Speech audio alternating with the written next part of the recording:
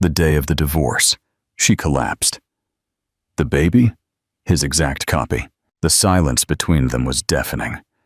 The civil registry had that unbearable smell of old paper and fresh ink, a bureaucratic aroma that had nothing to do with the story they had just closed. Clara and Daniel sat opposite each other, separated by a cold table and a stack of papers that sealed what was once love. She held the pen tightly, not from indecision, but to keep her fingers from trembling. Her name was already there, printed in black ink, waiting only for the last signature. Daniel's. He, for his part, maintained his immobile expression, as he always did. His features rigid, his dark eyes hiding any trace of emotion. He took the pen with the precision of someone accustomed to definitive decisions. The stroke on the paper was quick, firm, without hesitation. No tears were shed, no protest or last-ditch attempt to fix things. Just a discreet, farewell gesture. Clara felt the weight in her chest, not of regret, but of exhaustion. It wasn't just the divorce. It was the months of weariness, the sleepless nights, the effort to maintain her dignity intact while everything around her crumbled. And now, there was nothing left to hold on to. She picked up the documents with stiff fingers and stood up. The movement was small, insignificant, but inside her, something broke. The room spun. First, a sharp ringing in her ears. Then, darkness. The impact wasn't hard, but the sound of her body hitting the floor made Daniel's world collapse. He was by her side before anyone else could react. His voice, always so controlled, broke into panic. "Clara! Clara! Talk to me!" She didn't respond. Her face was pale, her lips parted as if trying to breathe. Time seemed to drag as the registry employees ran, voices mingling in a distant echo.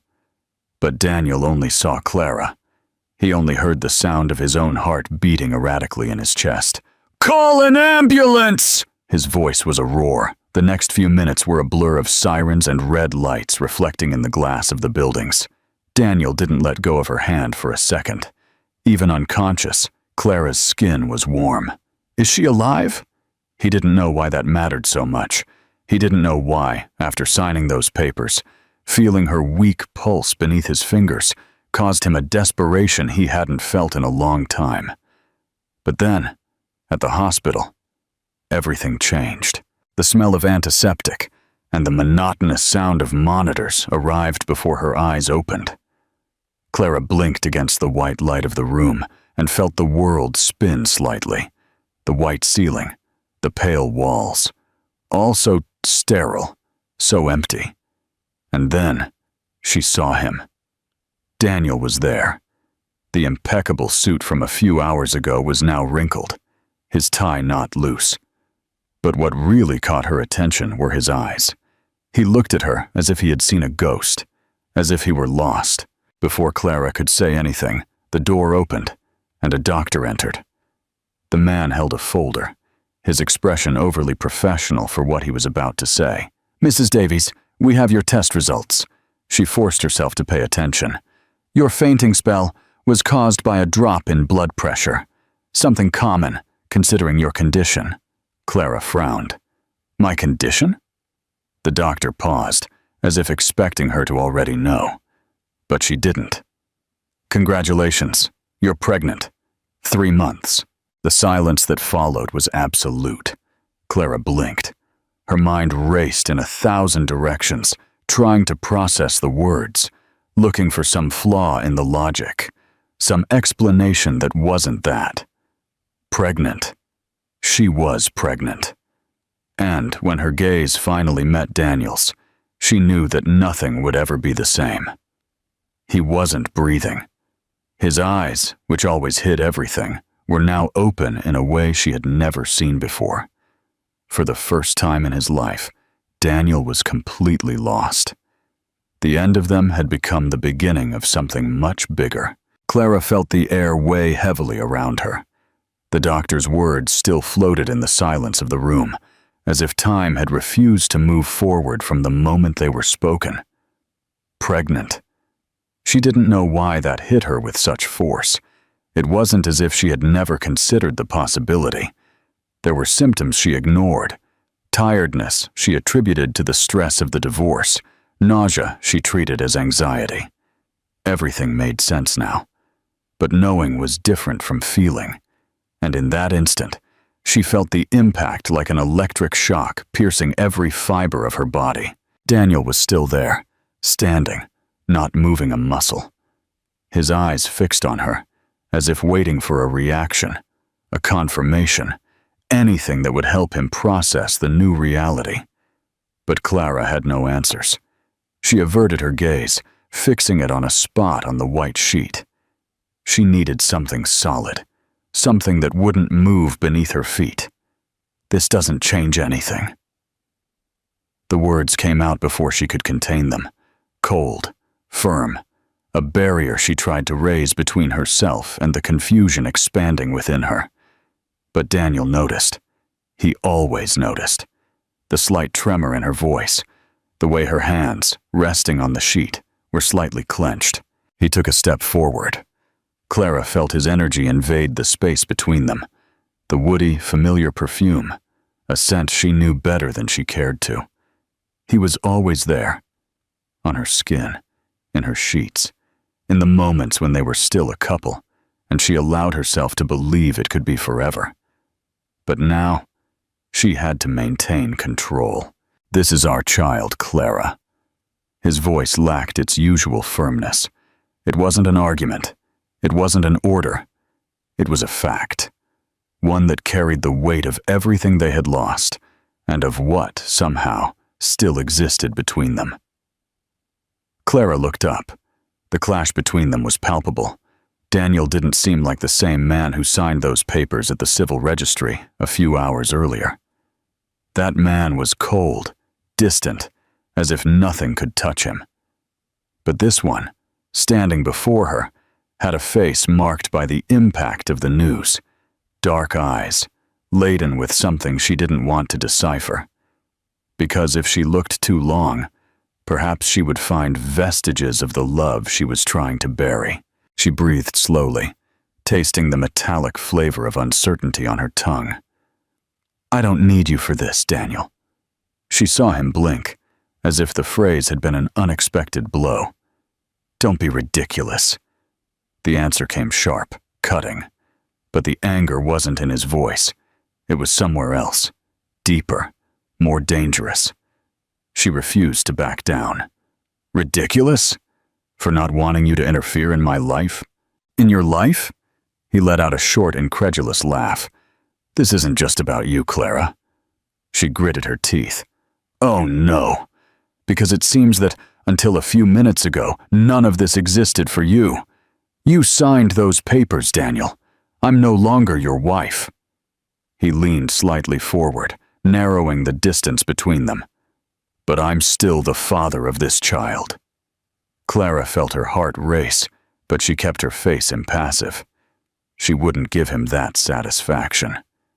Daniel ran a hand through his hair, an impatient gesture she knew well. He was fighting against something within himself. "Do you really think you can exclude me from this?" She averted her gaze. "The truth? I don't know." She didn't know how to deal with it. She didn't know how to move forward without feeling the weight of the past pressing on her shoulders. I need time."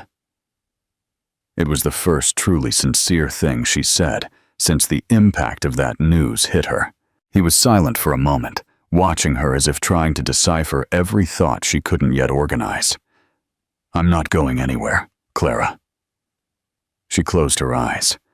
That was what she feared, because no matter how much she tried to deny it, a part of her wanted to believe he was telling the truth.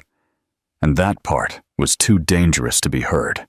Clara averted her gaze, feeling the suffocating weight of Daniel's presence in the room. He was still there, watching her with that intensity that always left her vulnerable. But now, there was no room for vulnerability, not after everything they had been through. She closed her eyes for a moment, trying to find a trace of calm within the whirlwind forming in her mind. But all she found was the echo of a past that had never completely left her. Their story was never ordinary. At first, it seemed invincible. The first encounter was by chance, one of those moments that destiny orchestrates with surgical precision. Clara was in Paris for a conference. Daniel was there for a business meeting. Two strangers in a foreign city, united by chance and by the undeniable spark that arose as soon as their eyes met. He was confident, charming in a way that wasn't limited to words. There was something in the way he looked at her, as if he saw something in her that no one else saw. Clara was never one to act on impulse, but that night, when Daniel invited her to dinner, she accepted without hesitation. Paris was the beginning. They were nights in dimly lit restaurants, whispered conversations about dreams and ambitions, murmured promises between sheets. Clara had never felt anything like it before. The world seemed more vibrant when she was with him, more intense. And Daniel made her feel alive in a way no one else had. When they returned home, it wasn't long before everything became even more serious. The courtship quickly evolved into an engagement, and in a short time, into a marriage that, at first glance, seemed perfect. But perfection was an illusion. The first signs of wear came silently, like small cracks in a wall that, from a distance, still seemed intact. Daniel had always been a man of insatiable ambition. He didn't just want the best. He demanded the best.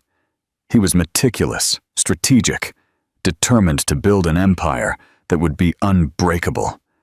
And at first, Clara admired that in him. But she soon realized that his ambition consumed everything around him, including her. Nights, once filled with long dinners and laughter, became solitary. Daniel spent more time in meetings than at home. When he returned, it was too late for any meaningful conversation. Silence began to grow between them, occupying the space that was once filled with desire, laughter, and love. Clara tried to convince herself that it was just a phase, that everything would return to normal. But then came the demands. Daniel was never the type to raise his voice. He never explicitly forbade anything. But there was always a comment, a suggestion, a look that said more than words. You don't need to work anymore. I can give you everything. This dress is a bit daring, don't you think? I don't think it's a good idea for you to travel alone. What will people think? At first, they were small concessions, nothing that seemed significant enough to be a problem.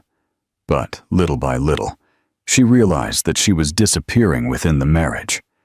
Invitations to events became rarer. Outings with friends became a source of veiled arguments. Clara no longer recognized the woman she saw in the mirror.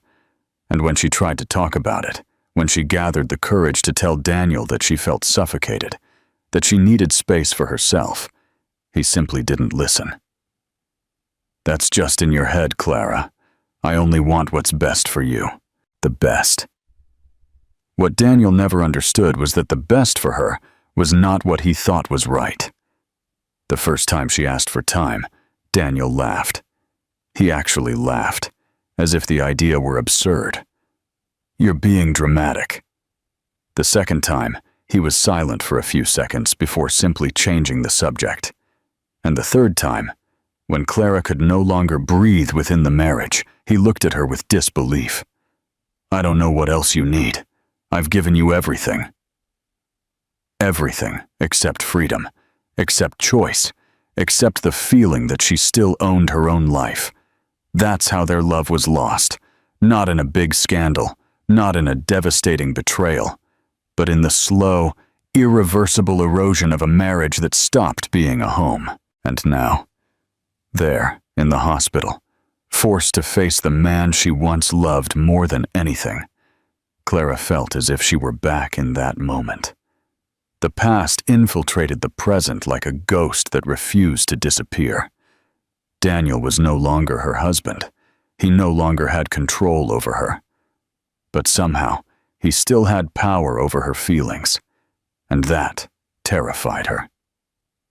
She breathed slowly, trying to keep her voice firm.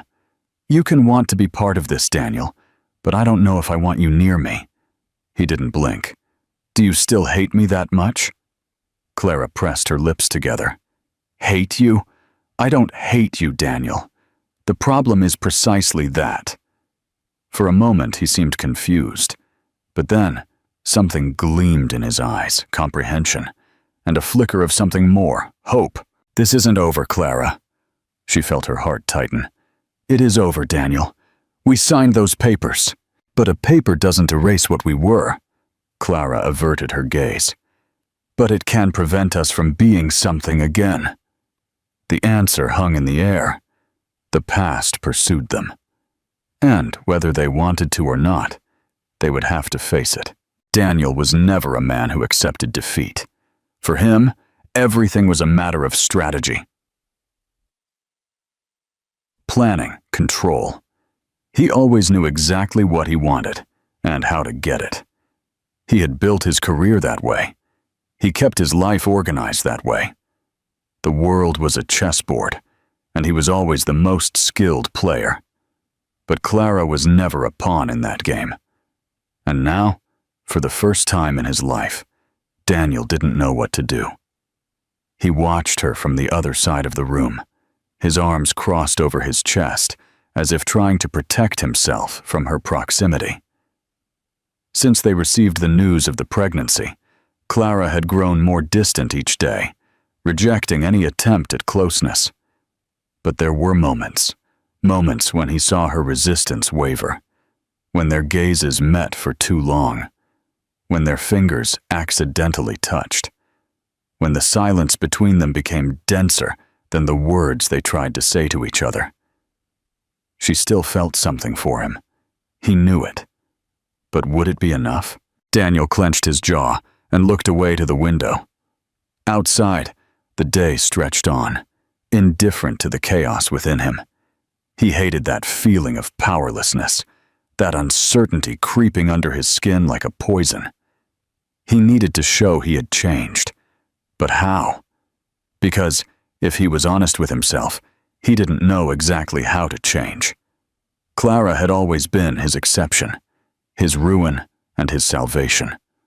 And now, everything depended on his ability to convince her that he would never leave her alone again. He turned to look at her again, observing the way she kept her gaze fixed on the floor, her arms still crossed like an invisible barrier.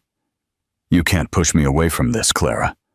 She slowly raised her eyes, and he saw the internal battle reflected there. "I'm not trying to push you away, but that doesn't mean I trust you." Daniel took a deep breath, holding back the instinctive reply he wanted to give. The older version of himself would have argued, tried to reason with logic, proving with well-structured words that he was right. But that had never worked with Clara, and if he wanted her to believe him, he would have to act differently. He took a step forward. Clara didn't back away, but her body tensed. "I know words aren't enough, but if you give me the chance, I'll show you I'm different." She laughed, but there was no humor in her laugh. "Do you think this is a contract, Daniel? Something that can be resolved with promises and guarantees?" He studied her for a moment before replying. "No, I think it's much more than that." The answer took her by surprise. Clara blinked, her lips parted as if she was about to argue, but nothing came out. He moved a little closer, just enough to feel her accelerated breathing. "Let me be here." She held his gaze. "And when things get difficult, will you still be here?" He didn't hesitate. "Yes. And when work demands everything from you, I choose you." Clara closed her eyes for a moment, as if absorbing those words. When she opened them again, Daniel realized she wasn't ready to yield. Not yet. But something in her had changed. He saw it in the way she didn't retreat this time, in how her eyes lingered on his for a little longer before looking away. It still wasn't enough, but it was a beginning. Do you think Daniel has truly changed, or is this just a temporary reaction to the news? Share your thoughts in the comments. The months passed in a blur.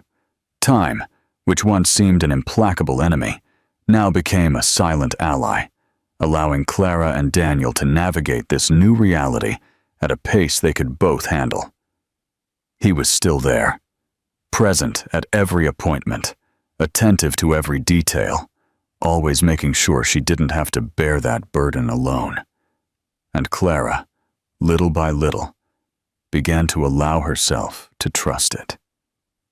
Not completely, not without reservations, but enough to accept the hot coffee he handed her without her having to ask, to let him walk her home when she was too tired to drive. Enough to allow him to be near. And then, in an instant, everything crumbled. It was an ordinary day, or at least, it should have been. Clara left the doctor's office with a discreet smile. The pregnancy was going well, the baby was healthy, and for the first time in a long time, she felt light. Until she saw Daniel across the street. She knew he would come for her. He always did lately. But there was something different about him that day. Something tense, rigid. Clara frowned and crossed the street, feeling a growing unease in her chest. Is everything all right? Daniel didn't answer immediately. His jaw was tight, his dark eyes laden with something she couldn't decipher. And then, he blurted out, "Were you with him?" Clara blinked, confused. With whom? Edward. The name came out laden with venom, and only then did Clara understand. Edward was her former colleague, a friend, someone who had been close when her marriage began to fall apart, offering support without ever overstepping boundaries. But Daniel always hated Edward. He always saw him as a threat, even though Clara had assured him countless times that there was nothing between them beyond friendship. She felt a tightness in her chest. Daniel, I ran into him by chance. We talked for a few minutes, and nothing more. But he was no longer listening. Sure, it was just a coincidence, right? The same guy who spent years waiting for me to make a mistake so he could get close to you. Daniel's tone was becoming harsher, colder. And, in that instant, Clara felt transported back to the past. To a time when her every word was analyzed with distrust, when her every movement was a possible threat to the control Daniel insisted on having over her. And the worst part? She saw in his eyes that he perceived it too, that he saw the exact moment she closed herself off again. But instead of backing down, he advanced. Are you still talking to him? His voice was low, but laden with something somber. Clara crossed her arms. I'm not going to answer that kind of question. Daniel laughed, but there was no humor in his laugh. Of course not. Because you're never wrong, are you, Clara? She felt a knot form in her throat. He didn't realize what he was doing. Daniel, stop! But he didn't stop. I should have known. You've always had an enormous knack for trusting the wrong people. The words were spoken without thinking, but the impact was immediate. Clara stood motionless, her eyes wide, her breath caught in her chest. And then, something inside her broke. The silence that followed was worse than any scream. I'm not doing this again! Her voice came out low, but firm. Daniel realized too late. Clara! But she was already walking away. You promised you had changed. He ran a hand over his face, as if trying to contain something within himself. I did change. Then why do you keep trying to control me? He had no answer. Clara exhaled slowly, feeling her chest tremble. I need space. No! Daniel's reply was immediate, but this time it wasn't an order. It was a plea. "Don't push me away, Clara." She closed her eyes. "Then give me a reason not to." The silence that followed was devastating, and when Daniel finally tried to speak, it was too late. She was already gone. In the following days, Daniel tried to call, tried to stop by her apartment, tried to find any way to undo that mistake. But Clara didn't answer. And then, when he finally went to her house, he found the door closed, the lights off, and a neighbor who looked at him with pity. "She traveled," the man said. Daniel felt his stomach sink. "What do you mean, traveled?" "Where?" "I don't know, mate. I just know she rented the place out for a while. Said she was taking a break in the city." Daniel stood there, unable to react. Clara was gone. She was really gone. And this time, perhaps she wouldn't come back. He felt his heart pound in his chest, his breath shallow. His head told him that was it, that he had lost her.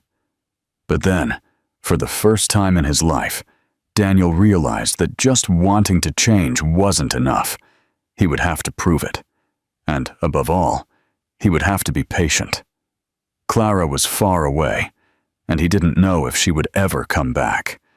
But if she did, he would be ready. This time, without trying to control her, without trying to convince her, just waiting. Because for the first time, he was willing to be a man who deserved to be by her side. And if he had to wait forever, he would wait. She was gone. The emptiness that remained after Clara left was worse than anything Daniel had felt. It wasn't just the anger that pulsed in his mind, nor the frustration of having reverted to the man he promised he would never be again. It was fear, the fear of having lost her forever.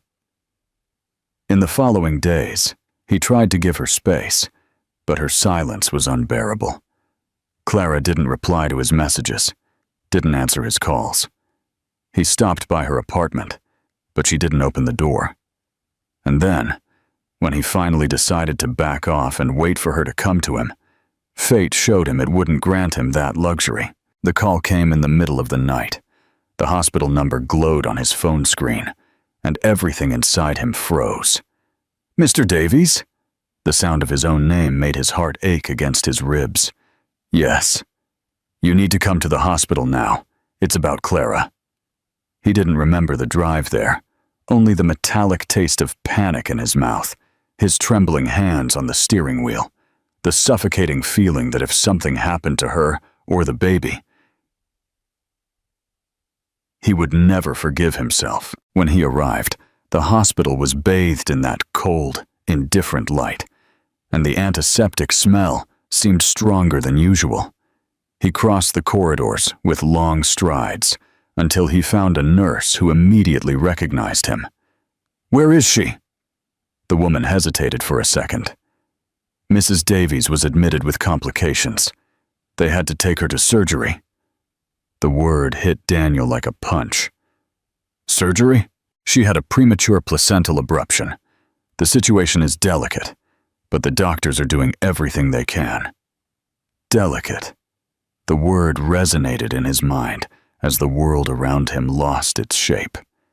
He sat in the nearest chair, but he couldn't feel anything beneath him. It was as if he were floating, as if his own existence had been reduced to that moment. And then, for the first time in his life, Daniel understood what it meant to be completely powerless. There was nothing he could do, no strategy he could devise, no money he could pay to fix this. He could only wait and pray. Time became distorted. Every minute seemed an eternity. And then, finally, a doctor appeared. Daniel jumped to his feet, his heart pounding. "How is she?" The doctor sighed, and Daniel felt the weight of that sound even before the words were spoken. "The baby is in fetal distress. We need to act fast." It was then that Daniel understood what that meant. They had to choose. Save Clara, or save the baby. The floor seemed to disappear beneath his feet. "We'll do our best for both of them," the doctor said, trying to remain calm. "But Mr. Davies, if we have to prioritize one of them, we need your decision now." The decision. The moment that would define everything. He looked towards the closed door of the room where Clara was. Would he lose her? After everything, after finally understanding that he loved her in a way he never comprehended before, after realizing that she was the center of everything, would he have to let her go? And then, for a second, a memory came to his mind. Clara, the first time she felt the baby move, bringing her hands to her belly with a smile of pure adoration. Clara, caressing the ultrasound picture as if she had known that little life inside her for years. Clara, saying softly, one night, without knowing he was listening, "I would do anything for my child." That was it. That was what really mattered. He closed his eyes for an instant and took a deep breath, and then he looked at the doctor. "Save the baby." The doctor nodded and disappeared down the corridors, and Daniel remained there, alone, feeling the weight of the most difficult decision he had ever made. Time passed slowly, and when the door to the surgery room finally opened, everything inside him stopped. Because there, surrounded by nurses, with a tired but alive look, was Clara. She survived, and the baby too. But something was different. Clara was weak, pale, her eyes heavy from exhaustion and pain. When their eyes finally met, something gleamed there. Not anger, not total relief, but something deep. Something between gratitude and incomprehension. She moved her lips, her voice almost a whisper. "You chose the baby?" Daniel's chest tightened. "I chose what you would have chosen." The silence between them was thick, and then the tears came. Not from him, but from her. Clara didn't cry from weakness, nor from pain. She cried because for the first time, she saw Daniel understand what it meant to love someone without trying to possess them, without trying to mold them. He understood. And in that instant, Daniel knew that his life would never be the same. This time, he hadn't fought to win Clara. He had fought to be the man she deserved. And perhaps, for the first time, he was close to achieving it. What it meant to love someone more than himself. And now, there, standing in front of the room where Clara held the baby's small, fragile body against her chest, Daniel felt something he had never experienced before. The fullness of having done the right thing. The following months were a blur of changes. Clara needed time to recover from the surgery. The baby was under observation for a few weeks, but soon the doctors assured them he was healthy. A boy, small, but strong. They named him Leo. It was Clara who chose the name, and Daniel didn't argue. For the first time, he accepted something without objection. He had already made all the wrong decisions in the past. This one, he wanted it to be hers. But accepting didn't mean everything was easy. Because, if there was one thing Daniel had learned, it was that love cannot be forced. Love is conquered, day after day. And that's exactly what he did. Clara's house became a silent refuge, where time seemed to slow down. Daniel came almost every day, but he didn't intrude. He never crossed the boundaries she imposed. When Clara needed to rest, he stayed with Leo. When Leo cried in the middle of the night, he arrived before Clara could get up. And when she felt lost, exhausted, overwhelmed with it all, Daniel simply was there. Without demanding, without pressuring, waiting. And Clara realized. She realized that for the first time, Daniel wasn't trying to control her. He wasn't trying to define what they would be. He simply remained present, like a silent certainty, like a firm foundation she could choose to use, or not. He changed, and she did too, because at some point, Clara found herself watching him with different eyes. Not the Daniel she had left, not the Daniel she feared, but the Daniel who held Leo in his arms with a tenderness she never imagined he possessed. The Daniel who wasn't impatient when the baby cried. The Daniel who made coffee for her every morning without saying anything, simply leaving the cup on the counter before he left. The Daniel who understood when she needed silence. And little by little, Clara felt the armor she had built begin to crack. Time passed. And then, something happened. The first time he touched her again was unintentional. Clara was on the sofa, holding Leo, when Daniel sat next to her. He gently ran his hand through the baby's hair, and his arm brushed hers. An insignificant touch, but Clara felt it.